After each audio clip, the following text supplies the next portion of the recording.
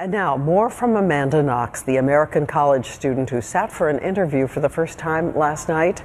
She has spent nearly 6 years fighting the accusation that she killed her roommate in Italy. She was a tabloid obsession there, portrayed as a presumptuous, promiscuous American. And all day, you have been writing us. It's a kind of Rorschach test of reactions. Did you kill Meredith Kercher? No. Were you there that night? No. I wasn't there.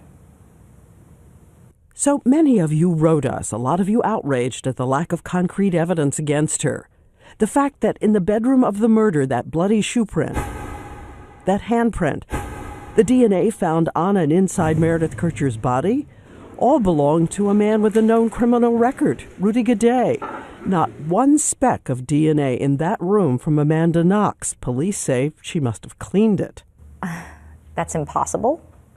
It's impossible to see DNA, much less identify whose DNA it is. But you also wrote us you're still puzzled by her strange behavior after the murder. She says she was just off balance and immature. At the police station, she says she was stretching, but a female officer testified she did cartwheels. I never did a cartwheel.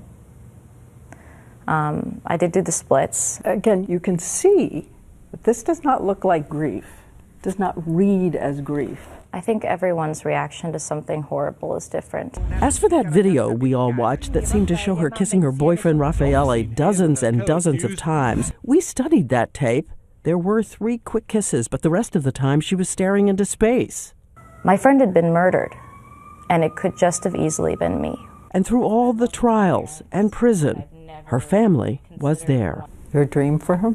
To come out and be happy and know that she's safe and know that she's loved. Well, I think adding on to that is also having the Kercher family clearly understand that Amanda and Raphael had nothing to do with the loss of their daughter, and having them find closure for themselves. And this as a distant memory? No, it will never go away. I traveled to Perugia, to the house where they all once lived. Hello.